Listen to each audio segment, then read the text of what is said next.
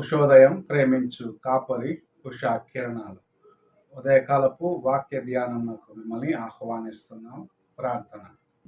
మమ్మల్ని మిక్కిలిగా ప్రేమిస్తున్న పరలోకపు తండ్రి, ఈ ఉదయకాల సమయానికై వందనములు స్తోత్రములు చెల్లించుకుంటున్నాను.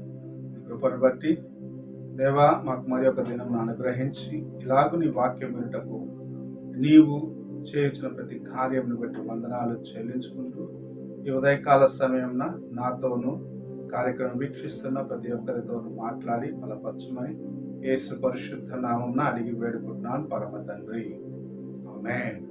ఈ ఉదయకాలపు వాక్య భాగము కీర్తనల గ్రంథము 133వ కీర్తన 1 నుండి 3 వచనములను చదువుకుందాం. సహోదరులు ఐక్యత కలిగి నివసించుట ఎంత మేలు, ఎంత మనోహరము.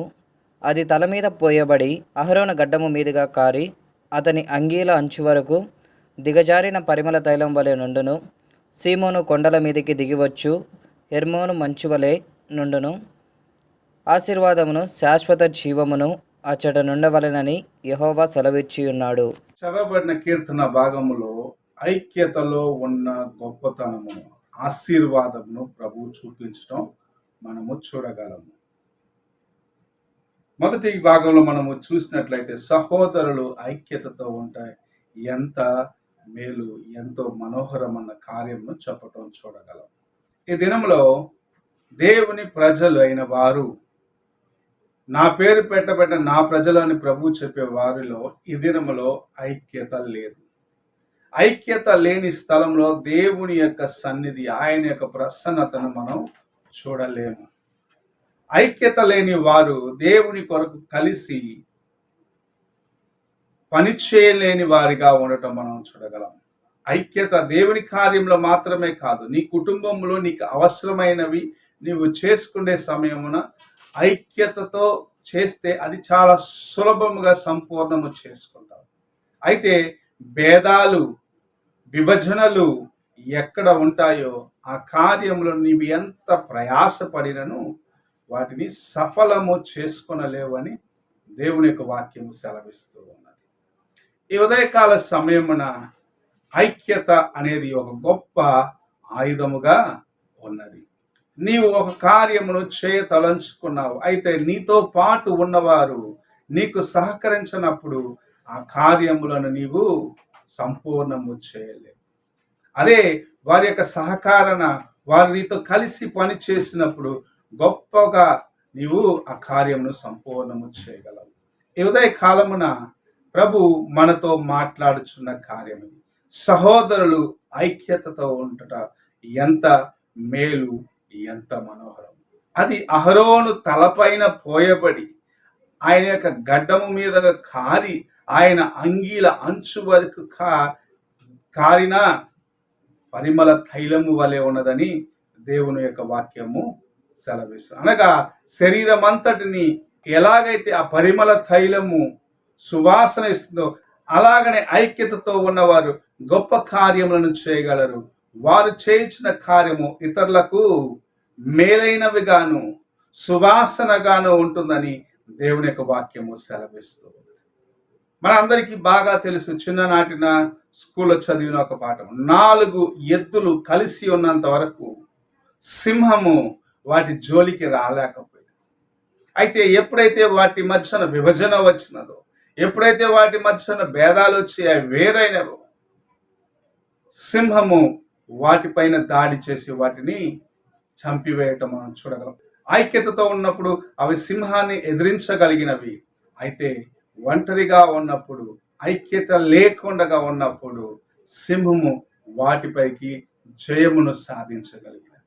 ఈ ఉదయ కాలమున నీవు దేవుని యందు ఉన్నాను అని చెప్పుకుంటున్న నీవు, నీ కుటుంబంలో ఐక్యత, నీ సహవాసంలో ఐక్యత, నీ స్నేహితులతో కలిసి ఉన్నప్పుడు వారి మధ్యలో ఏ విధమైన భేదము లేకుండా ఏక మనసుతో దేవుని కొరకు జీవించే వ్యక్తిగా ఉన్నట్లయితే నీ జీవితంలో అపవాది నీకు ఎలాంటి శోధన తీసుకొచ్చిన వాటిని జయించగలవు.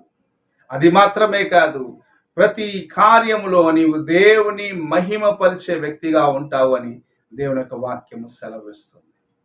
నీవు ఆయన కొరకు జీవించాలని ఆశిస్తున్నావు, కానీ నీ హృదయంలో ఉన్న తలంపులు ఇతరులతో పంచుకున్నప్పుడు ఇతరులు నీతో సమ్మతించకుండా ఉన్నారంటే కారణము అపవాది ఎక్కడో ఒక స్థలంలో మీ మధ్యలో విభజన తీసుకొచ్చాడు. అయితే వాటిని సరిచేసుకొని, అది ఎలాంటిదైనా ఉండొచ్చు, సమాధానము పడినట్లయితే, ఏక మనసుతో నీవు ఉన్నట్లయితే దేవుని కార్యములను నీ జీవితంలో అనుభవించగలవు.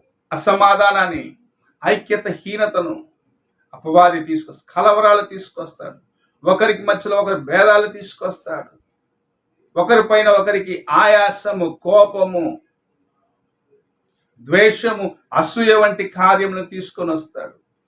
ఆ కార్యములను బట్టి నీవు ఒకవేళ అపవాది యొక్క చిక్కులో చిక్కున్నట్లయితే, వలలో చిక్కున్నట్లయితే, ఉదయకాల సమయం అలాంటి వలలో నుండి నేను విడిపించి దేవుని కొరకు, దేవుని ప్రజలతో ఏక మనస్సుతో నీవు ఉండాలని ఆశిస్తూ ప్రభు నీతో మాట్లాడుచూ ఉన్నాడు. సహోదరులు ఐక్యతతో ఉండటం ఎంతో మనోహరమైన కార్యం, ఎంతో మేలైన కార్యమని దేవుని వాక్యము సెలవిస్తుంది. నీవు నీ సహోదరుతో ఎలాగున్నావు? ఇంట్లో అయినను సరే, సంఘములో అయినను సరే, నీవు వెళ్ళే ప్రతి స్థలములో నీవు ఐక్యత కలిగి ఇతరులతో కలిసి దేవుని కార్యములను సంపూర్ణము చేస్తున్నావా? ఒక్కసారి నీ హృదయాన్ని పరీక్షించుకో. ప్రార్థన చేసుకున్నావు. మహోన్నతుడైన గొప్ప దేవ, ఉదయకాల సమయంలో మీరు మాకు అనుగ్రహించిన ఈ వాక్యమును బట్టి వందనాలు చెల్లించుకుంటూ, మేము దేవా ఐక్యతతో నీకోసము జీవించినట్లయితే పరిమళ తైలము ఎలాగునైనా అహరోను తల మీద పోయబడిన తైలము ఆయన యొక్క అంగిల అంచు వరకు కారి అది ఆయన నుండి సువాసన ఇచ్చిన అలాంటి సువాసన ఇచ్చేవారిగా మేము ఉంటామని నీ వాక్యము సెలవిస్తుంది. నీ కార్యములను గ్రహించుకొని నీ కొరకు అంతము వరకు నమ్మకముగా జీవించడానికి దేవా నీ వాక్యానుసారముగా జీవిస్తూ సంఘములో ఐక్యత కలిగిన వారిగా, కుటుంబంలో ఐక్యత కలిగిన వారిగా మేము ఉండటానికి సహాయం చేయమని యేసు పరిశుద్ధ నామమున అడిగి వేడుకుంటున్నాను పరమ తండ్రి. ఆమేన్. తండ్రి అయిన దేవుని ప్రేమ, కుమారుడైన క్రీస్తు కృప, ఆదరణకర్తైన పరిశుద్ధాత్మ యొక్క సహవాసము ఇప్పుడు ఎల్లప్పుడూ తోడై ఉండి సదాకాలము నడిపించునుగాక. ఆమేన్.